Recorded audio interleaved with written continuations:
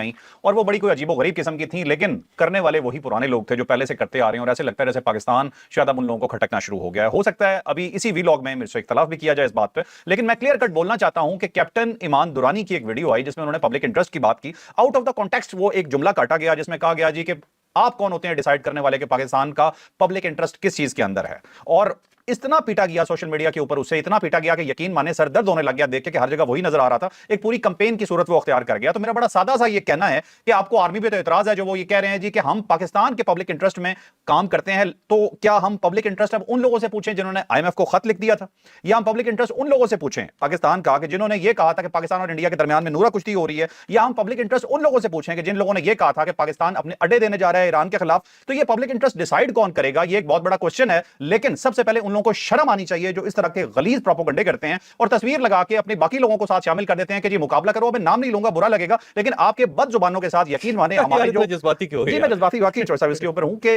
हमारे इस तरह के जो प्रोफेशनल बच्चियां हैं उनका कोई मुकाबला नहीं है इस तरह के बद जुबान लोगों के साथ जिसके साथ तस्वीरें लगा के शो किया जाता है और कहा जाता है बताओ जी बेहतर कौन है। तो हमें तो बहुत अच्छी तरह से पता है कि हमारी फोर्सेज ही आप लोगों से बहुत बेहतर है। शर्म आपको आनी चाहिए। थोड़ा सा इस पर डिस्कस करते हैं कि ये जो पीटीआई का प्रोपेगेंडा होता है इसका इलाज क्या है। अब देखो यार, कुछ खुद आपने कहा कि बदजुबान है, बेवकूफ़ लोग हैं। अब ये ज़रूरी नहीं ये तो बदकलाम है, बेवकूफ़ लोग हैं, ये वाकई पाकिस्तान तहरीक इंसाफ का नैरेटिव हो। हर किस्म का बंदा हर किस्म की पार्टी के अंदर होता है और जो लोग सोशल मीडिया के ऊपर है, मुझे लगता है कि आहिस्ता आहिस्ता पाकिस्तान तहरीक इंसाफ उनसे डिस्टेंस पैदा करती जा रही है और ये वक्त ज़्यादा दूर नहीं है जब पार्टी इनको डिसोन कर देगी। क्योंकि अगर किसी जगह पे भी कोई अच्छा इमेज पार्टी का क्रिएट होने लगता है तो इस टाइप के जो लोग सामने आते हैं वो उसको ख़राब कर देते हैं। स्पाइलर्स हैं।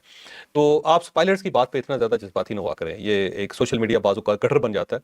उस कटर के अंदर अगर आप हाथ डालेंगे तो आपका हाथ गंदा हो जाएगा। तो अपने हाथ साफ रखो और इन चीज़ों पे ज़्यादा तवज्जो देना जो ना बंद पीटीआई करो। डिसोन कर देना इस तरह के सोशल वो मीडिया कर देगी, मुझे लगता है कर देगी सारी। ये पार्टी के अंदर इतना ज़्यादा क्यास है, कन्फ्यूजन है। लेकिन बहरहाल पार्टी का एक सेक्टर है कि जो बाज़ औक़ात पाकिस्तान के खिलाफ चला जाता है या स्टेट के खिलाफ चला जाता है या पाकिस्तान की दुश्मनी में वो बहुत आगे निकल जाता है। ये कुछ या चंद लोगों की दुश्मनी में बहुत आगे निकल जाता है। तो ये लोग काबिल तरस हैं। इनके ऊपर अपना ब्लड प्रेशर खराब ना करो। मुझे लग रहा था पता नहीं क्या हो गया यार, क्या करने लगे। ऐसा ना हो कि ऊपर तेल छिड़क के आग लगा लो अपने ऊपर किसी ने। सिंपल सिंपल सी वो उन्होंने एक बात की। उन्होंने कहा जी कि आर्मी ये नहीं कहता कि सब कुछ ठीक करती है, लेकिन हम जो करते हैं पब्लिक इंटरेस्ट में करते हैं। आउट ऑफ द कॉन्टेक्स्ट इस जुमले को काटा अब गया, वो पूरी कंपेन सारे इदारे पब्लिक इंटरेस्ट में काम कर रहे हैं जी। अब 2018 में 2017 में जो पब्लिक इंटरेस्ट था वो पाकिस्तान तहरीक इंसाफ को बड़ा अच्छा लगता था और बाकी पार्टीज को बहुत बुरा लगता था। फिर उसके बाद वो सारा टेबल टर्न हो गया। 2022 में हर चीज़ चेंज हो गई तो वो एक दूसरा पब्लिक इंटरेस्ट था और उसमें जाके फिर ज़ाहिर है पार्टी को तकलीफ हुई। कल को अगर और कोई तब्दीली आ जाती है और पाकिस्तान तहरीक इंसाफ की वापसी शुरू हो जाती है तो फिर ये पब्लिक इंटरेस्ट अच्छा लगेगा।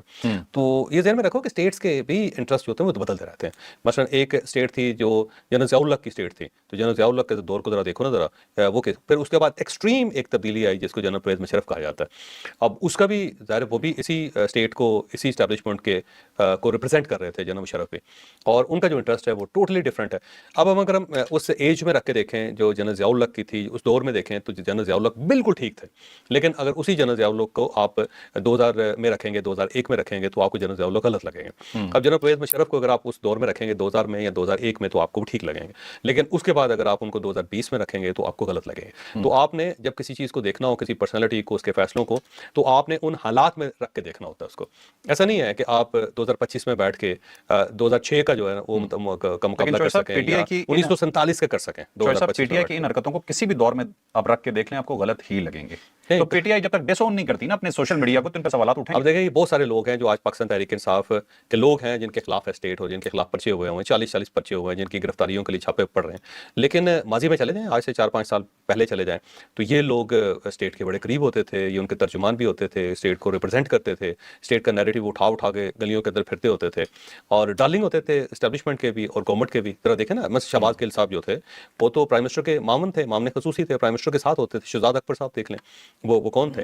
जनरल फैज़ हमीद साहब देख लें सारे, या असद उमर साहब को आप देख लें, असद उमर साहब, असद कैसर साहब को देख लें आप, तो आपको बहुत सारे लोग नजर आएंगे। और फिर इसी तरह आप अगर जो एक वज़ीर आला होते थे पंजाब के उस्मान बुज़दार साहब, तो आप देख लें उस वक्त स्टेट उनको नापसंद भी करती थी लेकिन ज़ाहिर स्टेट उनके साथ भी चल रही थी और वो स्टेट के साथ भी चल रहे थे। तो आरिफ अलवी साहब देख लें, आरिफ अलवी साहब प्रेसिडेंट थे और उनके पीछे अफवाज पाकिस्तान के जो नुमाइंदे थे वो खड़े होते थे। लेकिन आज आरिफ अलवी साहब का तो ये वक्त जो होता है ना वो तब्दील होता रहता है, तो साथ साथ स्टेट के इंटरेस्ट भी तब्दील होते रहते हैं। हो सकता है कल यही लोग यही सोशल मीडिया जो वो स्टेट के बिल्कुल करीब हो। तो वक्त में रख के देखेंगे ना चीज़ों को तो फिर पता चलेगा। आगे चलते चलें हैं मौजूद की तरफ। अब अपने मौजू की तरफ आ जाते हैं। ठीक है, ये लंबी बहस है, इस पे कोई स्पेशल व्लॉग भी कर लेंगे। अच्छा, अब जी फील्ड मार्शल साहब ने एनडीओ के अंदर बात करते हुए इंडिया को स्ट्रेट एक पैगाम दिया और ये कहा कि हम आपको बहुत दर्दनाक अंजाम से वाबस्ता कर सकते हैं अगर आपने ये कुछ हरकतें की। तो ये हरकतें क्या हैं, ये पूरा बयान क्या था, डिटेल से बताते हैं। अब ये कहा गया सिविल आबादी के ऊपर हमला करेंगे, फौजी अड्डों पर हमला करेंगे, बंदरगाहों पे हमला करेंगे, इक्तिसादी मराकज़ को टारगेट करेंगे, तो फिर आपको एक दर्दनाक किस्म का जवाब दिया जाएगा। इस चीज़ के अंदर बहुत सारी चीज़ें हैं। फौजी अड्डों को तो वो ज़ाहिर इंडिया नुकसान पहुंचाना चाहता है। इस जंग के दरमियान भी उसने फौजी अड्डों के ऊपर हमला किया और बंदरगाह के ऊपर, कराची की बंदरगाह के ऊपर हमला करना चाहता था, लेकिन उनके ब्राह्मोस चल ही नहीं सके और जो उनकी नेवी थी वो एक्टिव ही नहीं हो सकी। वो पहले ठुस हो गया, जिसको कहते हैं बम बम हाथ में फट गया। तो वो था। सिविलियन आबादी के ऊपर भी उन्होंने हमला किया था। उन्होंने बाकायदा ड्रोन्स भेजे थे जो सिविलियन आबादी के ऊपर गिरे थे और उस पर अब जो है ना इक्तिसादी मराकज़ जो थे उनके ऊपर उन्होंने टारगेट नहीं किया था। लेकिन अब ताज़ा तरीन इंफॉर्मेशन ये है कि इंडिया सर्कल कर रहा है इक्तिसादी मराकज़ को। अब इक्तिसादी मराकज़ कौन से? कराची का इंडस्ट्रियल स्टेट है जिसके अंदर बड़ी बड़ी फैक्ट्रीज लगी हुई हैं। फिर टेक्सला के अंदर हमारी एक फैक्ट्री है, वाह के अंदर जो है ना ऑर्डिनेंस फैक्ट्री है जो असला बनाती है। इसके साथ साथ लाहौर के अंदर कुछ फैक्ट्रीज हैं जो बड़ा मेजर बैकबोन है पाकिस्तान की। फिर सियालकोट और फैसलाबाद के अंदर इंडस्ट्रियल स्टेट्स हैं जो पाकिस्तान की बैकबोन है। फिर रावलपिंडी के अंदर कुछ ऐसे सर्कल्स हैं जहाँ पे इंडिया का ख्याल ये है कि ये शायद ड्रोन्स बना रहे हैं। तो इस टाइप के बहुत सारे ऐसे मराकज़ हैं जो पाकिस्तान को इक्तिसादी तौर पर, फौजी तौर पर बड़ा मजबूत कर रहे हैं। तो इंडिया इंफॉर्मेशन ये है कि इंडिया ने उनको सर्कल करना शुरू कर दिया है, उनके बारे में रैकी कर रहे हैं और सेटेलाइट से इमेजेस उनके हासिल कर रहे हैं ताकि अगर कल को जंग होती है तो इन मराकज़ को निशाना बनाया जाए। पाकिस्तान को इस चीज़ का पता है, पाकिस्तान को इतला मिल चुकी है। तो पाकिस्तान ने एक तो इसके लिए भी बंदोबस्त कर लिया है कि जो मेन इंडस्ट्रीज है उनको पाकिस्तान ने हाइड कैसे करना है जंग के दरमियान, ये प्रॉपर पाकिस्तान अपनी स्ट्रेटजी बना रहा है। और उसके साथ साथ पाकिस्तान ने वार्न भी कर लिया कि जनाब आपको ये गलतफहमी है कि हमें पता नहीं है, हमें पता है और अगर आपने इसको हिट करने की कोशिश की तो फिर हम जो उसका जवाब देंगे वो बड़ा दर्दनाक होगा। दर्दनाक से मतलब ये टिट फॉर टैट होगा और थोड़ा सा ज्यादा भी होगा। पाकिस्तान की पॉलिसी है कि थप्पड़ का जवाब थप्पड़ से देंगे, लेकिन हमारा थप्पड़ जरा जोरदार होगा, वो कम से कम बतीसी जरूर तोड़ेगा। तो इस टाइप का जवाब जो दिया गया। और दूसरा जो इस जो स्पीच थी जो उसका कंटेंट रिलीज हुआ है उसके अंदर एक और चीज भी है कि दूसरे मुल्कों को शामिल कर रहा है इंडिया और ये उनकी गलती है, दूसरे मुल्कों को शामिल नहीं करना चाहिए। ये बुनियादी तौर पर उनके जो डिप्टी आर्मी चीफ थे लेफ्टिनेंट जनरल राहुल सिंह, उन्होंने एक इंटरव्यू दिया था, इंटरव्यू नहीं बल्कि एक स्पीच की थी उन्होंने। और वहां पे उन्होंने कहा था जी हम पाकिस्तान से नहीं लड़ रहे थे, 3 मुल्कों से लड़ रहे थे, चाइना से लड़ रहे थे और साथ साथ टर्की से लड़ रहे थे और पाकिस्तान से लड़ रहे थे। सरहद एक थी, दुश्मन 3 थे, जिस वजह से हम हार गए। जबकि ये टोटल गलत है। ना चाइना ने कुछ सपोर्ट की थी, ना कोई टर्की की तरफ से सपोर्ट है। मॉरल सपोर्ट तो हर जगह से आती है। और जो ड्रोन्स हैं वो पाकिस्तान ने टर्की के साथ मिलकर बनाए हुए हैं, उनका सॉफ्टवेयर है, हार्डवेयर पाकिस्तान का, पाकिस्तान पुराने बना रहा है या तो इस जंग के दरमियान बनाने शुरू किए हों। और जो दूसरे मुल्क थे वो इंडिया को बहुत सपोर्ट कर रहे थे, इसराइल की टेक्नोलॉजी, अमेरिका की टेक्नोलॉजी, रूस की टेक्नोलॉजी, फ्रांस के जहाज, तो ज्यादा मुल्क तो इंडिया की साइड पे थे। तो पाकिस्तान भी ये कह सकता है कि हमने जब जवाब देना शुरू किया तो वहां पे तो 6 मुल्क थे, एक मुल्क को तो हम जवाब दे ही नहीं रहे थे। यहाँ हमारे ऊपर अटैक एक मुल्क नहीं कर रहा था, 6 मुल्क कर रहे थे।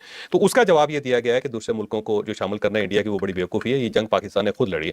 अब पाकिस्तान इसके ऊपर ज्यादा वजाहत नहीं कर सकता कि वो टर्की को बुरा लग जाए या चाइना को बुरा लग जाए, लेकिन ये जंग तो हमने खुद लड़ी है, अपने पाँव पे खड़े होकर लड़ी है। टेक्नोलॉजी जाहिर है दूसरे मुल्कों की है और इंडिया के पास भी दूसरे मुल्कों की टेक्नोलॉजी थी। टेक्नोलॉजी इतना इंपॉर्टेंट नहीं होता जितना उनको चलाने वाला या उसका जज्बा या उसके इमोशंस इंपॉर्टेंट होते हैं। तो ये आर्मी चीफ ने उनको जवाब दिया कि अगर आपने हमारे ऊपर कोई इन्विजन करने की कोशिश की तो जवाब तो बड़ा खौफनाक होगा। और पाकिस्तान ने ये भी मैं आपको बता दूं कि उनके जो इक्तिसादी मराकज़ हैं इंडिया के, उन सबको लॉक किया हुआ है। इस पर तो अगर पाकिस्तान ने हमला किया या इंडिया ने पाकिस्तान के ऊपर हमला किया और पाकिस्तान ने उसका जवाब दिया तो उनके इक्तिसादी मराकज़ उड़ाएगा पाकिस्तान वैसे। ठीक है। अच्छा, इसमें एक और मजे की बात है कि इनके राहुल सिंह साहब ने खुद कहा था कि जब डीजीएमओ की बात हो रही थी तो पाकिस्तान लाइव देख रहा था हमें। तो ये जो लोकेशन हमें पता लगी कि उन्होंने पाकिस्तान का क्या कुछ लॉक किया हुआ है, तो उन गधों को ये समझ नहीं आ रही कि अभी भी हम उन्हें लाइव ही देख रहे हैं। अच्छा ठीक है,